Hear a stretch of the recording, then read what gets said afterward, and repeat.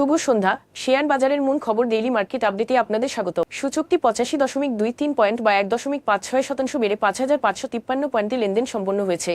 আগের কার্যদিবসের তুলনায় বাজারে লেনদেন 26.49% বেড়ে দাঁড়িয়েছে 719 কোটি টাকায়। ফার্মাসিউটিক্যালস খাতে স্কয়ার ফার্মাসিউটিক্যালস ও রেনাতা, ব্যাংকিং খাতে পাবালি ব্যাংক, প্রাইম ব্যাংক ও সিটি ব্যাংক এবং ফুড অ্যান্ড অ্যালাইড খাতের অলিম্পিক আজ সূচকের উত্থানে মূল ভূমিকা রাখে। খাতভিত্তিক রিটার্নে আইটি খাত সর্বোচ্চ, মিউচুয়াল ফান্ড খাত সর্বোচ্চ 2.80% লাভ করেছে এবং আইটি খাত দ্বিতীয় সর্বোচ্চ 2.34% বৃদ্ধি পেয়েছে। অন্যদিকে ট্যানারি খাত 0.71% লোকসান করেছে। আজকের শীর্ষ 20 দরবৃদ্ধির তালিকায় 7টি এনবিএফআই, 4টি শিল্প এবং 4টি টেক্সটাইল কোম্পানি ছিল। Ratanpur steel, rolling mills, Midas financing এবং এলআর গ্লোবাল বাংলাদেশ মিউচুয়াল ফান্ডের শেয়ার সর্বোচ্চ দরবৃদ্ধি অর্জন করেছে। অন্যদিকে মেঘনা cement mills, Bata shoe company Bangladesh এবং জিল বাংলা সুগার মিলস ছিল শীর্ষ দরপতনকারী শেয়ার।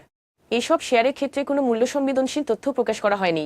গত 3 মাসের গড় লেনদেনের তুলনায় ICB, Islamic bank, jute spinners এবং অলিম্পিক ইন্ডাস্ট্রিজের শেয়ারের লেনদেনের পরিমাণ আজ উল্লেখযোগ্যভাবে বেড়েছে। তবে এই লেনদেন বৃদ্ধির পেছনে স্বাভাবিক কোনো কারণ জানা যায়নি। আজকের শীর্ষ দুটি সংবাদ। ব্যাংকিং খাতে তারল্য বৃদ্ধির ফলে সরকারি ঋণ গ্রহণের ওপর চাপ কমায় 1 মাসের মধ্যে আবারও ট্রেজারি বিলের সুদহার কমেছে। জানুয়ারির তুলনায় সব মেয়াদে সুদহার 40 থেকে 59 বেসিস পয়েন্ট কমেছে।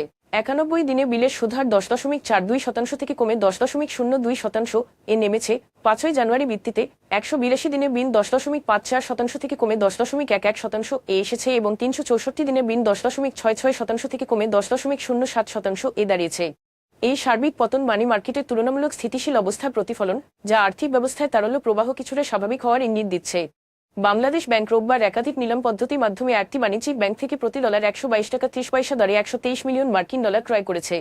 কেন্দ্রীয় ব্যাংকের তথ্য অনুযায়ী এই লেনদেনের মাধ্যমে ফেব্রুয়ারিতে মোট ডলার ক্রয় দাঁড়িয়েছে 1.448 বিলিয়ন ডলারে এবং 2025-26 অর্থবছরে 22 ফেব্রুয়ারি পর্যন্ত মোট ক্রয় হয়েছে 5.3815 বিলিয়ন ডলার।